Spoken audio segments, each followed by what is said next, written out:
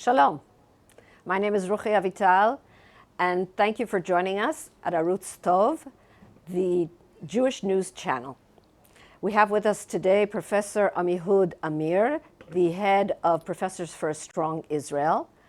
And I'd like to discuss Israel.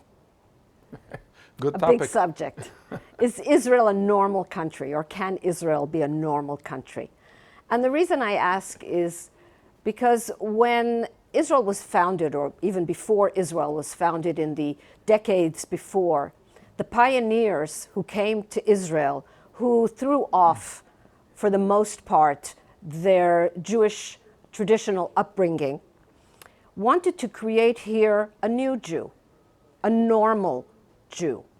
They wanted a normal country. They wanted a Jewish country in the sense that it would be populated by Jews, that it would be a country for Jews. But I'm not sure that they wanted a Jewish country in the sense that religious people understand a country to be Jewish. And I don't necessarily mean a halachic country, a country that's run according to Jewish law. And these pioneers, they came from homes in which Judaism was practiced. For them, Judaism was their, they had a very strong sentiment for Judaism, but they weren't practicing Jews. Some of them were very anti-religious, certainly in the kibbutzim, where they would deliberately work on Yom Kippur to show that they were not observing Yom Kippur and were not observing Shabbat. And the years passed, and something very shocking to them happened. A few years after the Yom Kippur War in 1977, Menachem Begin was elected. He was the leader of what is today called the Likud, and that was a deep shock to them. And they probably expected him to do what they would have done had they been in his position, and that was to clean house, to clean out the stables, as we call it, and to replace the entire government bureaucracy with people of his own. But Begin, coming from the Beitar movement, which was a movement that believed very much in things being done properly and in proper behavior, he didn't do it. He said there are judges in Jerusalem and a few other things, and he basically left the entire mechanism in place untouched. And as the years passed, the left realized that they could still have a very strong impact on what is happening in the country, not necessarily through the government, not through government channels. They could still control a lot of what was happening in the government because their people were still holding positions in the government, but they began to launch the establishment of many different NGOs aimed at shaping the public discourse in Israel. They also controlled the media, which is very, very important, was a very important aspect of that, because they could give a voice to these organizations and make them known to the Israeli public and give them a kind of legitimacy. And these NGOs, which are funded almost completely by foreign money from the EU, from American organizations. We have, for example, the New Israel Fund. And the question is whether it's a new fund or it's a fund for a new Israel. It's a fund for a new Israel. It's a fund for a new Israel. And other similar organizations, they gained a very strong foothold in Israel and changed a lot of the discourse in the media, in schools, in universities for sure. Would you like to comment on that? I think you're 100% correct. You mentioned two different things at once, and they're related to each other.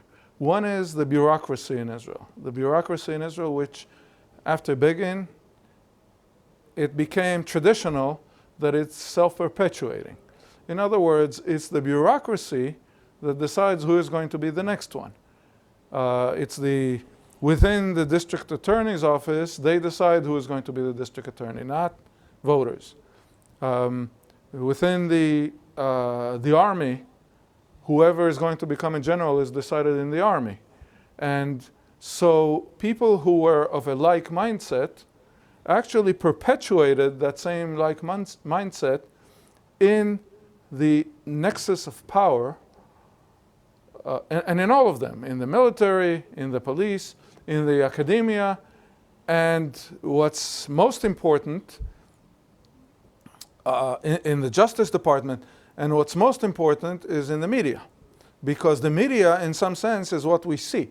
So the media can tell us a lot of stuff, and it may not even be that, but if that's what you see and hear everywhere, you think that this is the situation.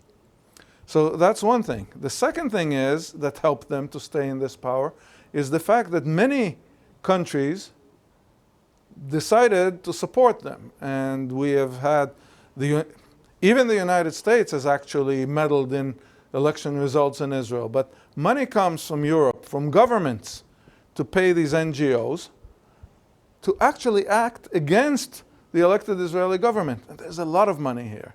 And you mentioned the Foundation for New Israel, but there's the Wexner Foundation, who actually has been brainwashing and training a lot of the generals.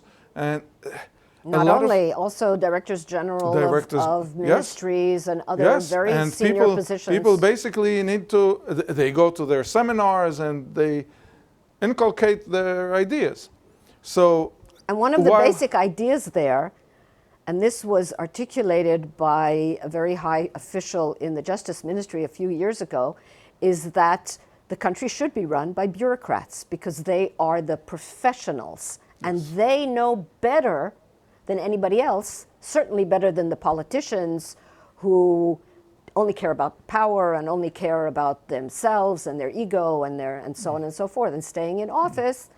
And the bureaucrats are kind of these pure-minded professionals that only care about the public welfare and have nothing else in mind. And what is it called when you have a person or a small group of people who actually run a country because they know better? It's a dictatorship. This is the name for it. So it's a very good name. But yes, they know better. They know better than the riffraff, the asafsuf.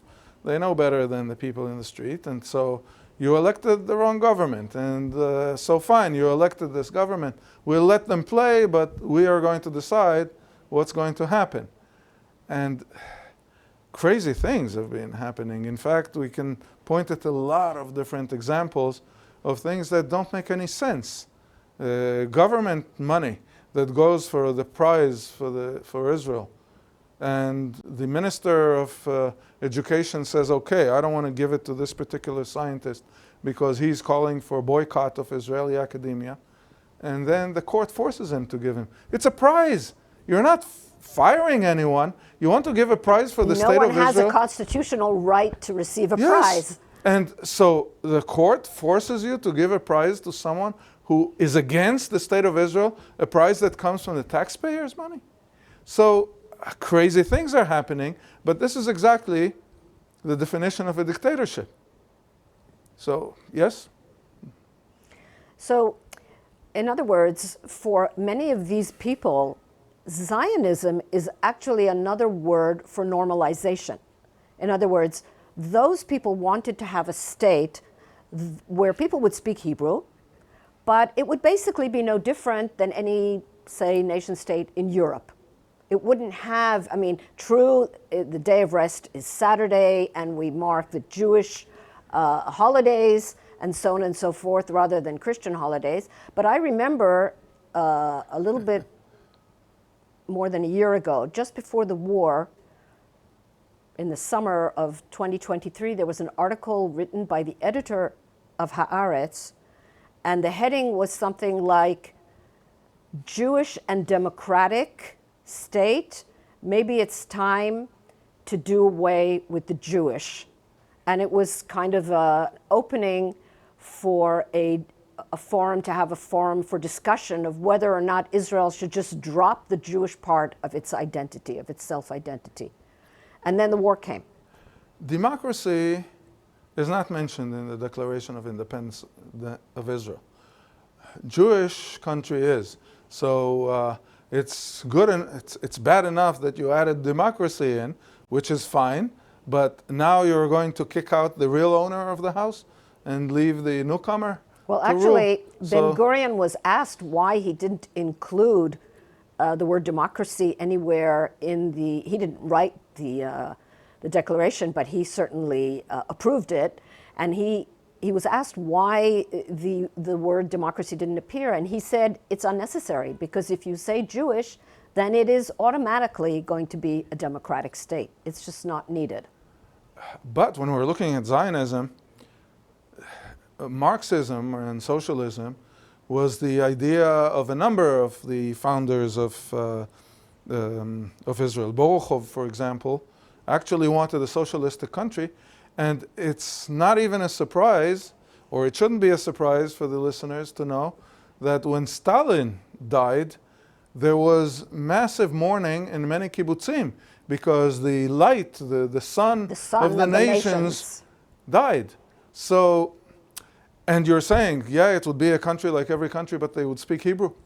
Not exactly sure of that. Ben Yehuda fought for Hebrew, but not all of them thought about Hebrew. It would have been the Technion wanted to teach in German because German was the scientific language. And there was then what was called the war of the language. The languages war. Well, it was between Yiddish and Hebrew, the war of the languages. Yes. No, it was mostly. In the Technion, it was between German in this particular case. Hebrew, German and Hebrew. And I have a daughter who studied in the Technion. She said she's very glad that Hebrew won because she doesn't know how she would have been able to get through school in German. In German. But no, we're not talking, when we say Jewish state, we're not talking about a halachic state. We're not talking about a state in which halakha is the law. Even the language, it wasn't clear to a lot of them whether that's what we want. Well, Hebrew did win out in the end. Hebrew won out at the end, and Israel won out at the end. But if you look at Reines, who founded the Mizrahi, he wanted to save the Jewish people, and he was willing to go to Uganda. He was one of the people who actually supported Uganda, the Mizrahi. And not because he didn't understand that Zion is here, is Israel, but because he says, right now, we need to save people. They're dying. There are pogroms, they're dying. If we get that place, let's go there and we'll worry about the rest afterwards. So there were many reasons. Gordon was thinking of an ecological utopia. So there were many reasons that many of them wanted the country here. Anything that has the word utopia in it is very, very dangerous. Yes. Always. So there were many reasons there. But what happened at the end, and that's what's beautiful about it, at the end what happened is the traditional definition of Zionism, not the new definitions, the traditional definition. The people... when I married off my first daughter and they were singing Odi Shama B'Arei Yehuda, I was actually crying. I said, how many thousands of years people married and they said it and sang it and we do it. And we're doing it. And we're doing it. We are hearing the singing in the hills of Judea. And we are really privileged to be of this generation. I live in Jerusalem. When I drive down Jaffa Street and I get to the point where I see the walls of the old city and the Tower of David, I get caught up. I mean, I've done it hundreds of times, maybe more, and I just, wow, how is it that our generation is so privileged to be here at this time? And so that's what happened, is it came from below. I think the people understood a lot better than the When elite. you talk about real Zionism, we have the Mizrahi Jews. For example, if we take the rabbis of the Jews that came from the Arab countries, they were all Zionists. They didn't call it Zionism. They called it Judaism. 3 times a day we pray, "V'techezena eineinu b'shuvcha leTzion." Let our eyes behold, you return to Zion. Absolutely. This has been done now for 2,000 years, Zion everybody. is Jerusalem, so all prayers for Israel, for Zion, for Jerusalem and we all same. pray in the direction of Jerusalem. And we all pray in the direction of Jerusalem. And there was never any contradiction between being Jewish and being a Zionist, as we see, for example, among ultra-Orthodox Haredi society, where there is a conflict. They have a conflict identifying as Zionists. Many of them live here. Many of them love the country, but they can't take that extra step and call themselves Zionist and go serve in the army as well. But we see that among many of the Jews that came from the Arab countries, where they didn't have this huge secular movement as happened the Enlightenment in the 19th century in Europe, they don't have that binary approach that you're either this or that, but that you can be a little bit of this and a little bit of that and a little bit of this and a little bit of that. And that is basically the real, genuine, multicultural approach of Israel, of Judaism, that you don't have to be one or another. Nothing in the Torah, no story, even last week, this Shabbat, we read Genesis. There are two stories of creation. Even the first two chapters contradict each other. And Jews love to argue. Don't start me. I really think they don't. And I have an idea here, but we're not talking But on the surface, right, Yes. but you have to delve into it to understand Yes. that. But on the surface, there's always two brothers that don't agree. The firstborn is never the one that gets the inheritance. Everything is always not the way it seems. And that's part of our culture. It can't be black or white. It has to be shades of gray and different colors, all coexisting at the same time. I will even add something else. At the time of the temple, there was a Sanhedrin.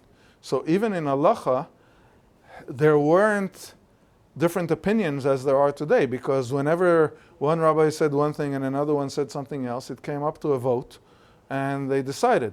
However, there was one particular issue, and we see it in Avot de Rabbi Natan, we see it in the Mishnah, it tells us, the issue of whether somchim, whether you have to put your hands on the head of the personal sacrifice in the holiday or not. And there was a machloket in this, and they always chose the Nasi, the president of the Sanhedrin, and the Av Beit Din, the head of the court. They always chose them to have opposing views, and they never voted on that. And it went one generation after another until Hillel and Shammai, because at that time, Hillel and Menachem agreed. So they ousted Menachem and they brought in Shammai, so he will disagree. And even more, or not even more, but further to that, in the Sanhedrin, when there was a trial and somebody was accused of, say, murder, a capital crime, if he was sentenced to death by all 70 judges, then he goes free. Yes. Because you cannot have a situation where everybody agrees. It's impossible. Which is why Ben Gurion said that Judaism is inherently so democratic, so open, so pluralistic, that in some sense you're going to be limiting Judaism if you say democratic. Because democracy, as we see in many countries now, and even in the United States, has its problems. But Judaism is a very open, the Bill of Rights, they all came from Judaism actually. The Jefferson, as a student of Locke, they were all, they were learning from Judaism, they were learning from the Tanakh.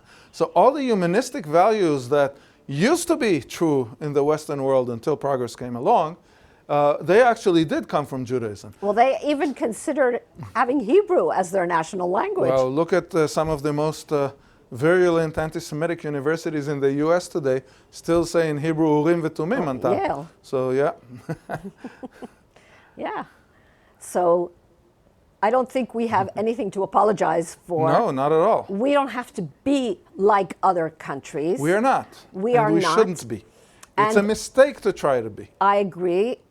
And I think even more than that, I think that when we as a country do the right thing for us, which we believe is the right thing, and we don't constantly look for approval from outside, I think that is the moment when the world realizes that we've done the right thing, and they look to us for leadership. We can see it now, what's happening in Lebanon. Everyone was so frightened, what would happen, what would happen. We took out Nasrallah, and suddenly there's no Nasrallah. Wow.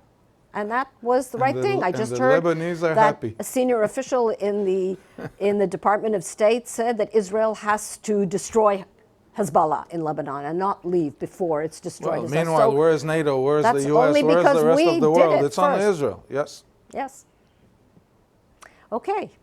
So in answer to the question that's on our screen, is Israel a normal country? No, Israel is not a normal country and should not be a normal country, whatever Indeed. normal means. And that is our hope, because if we try to be a normal country, we don't succeed.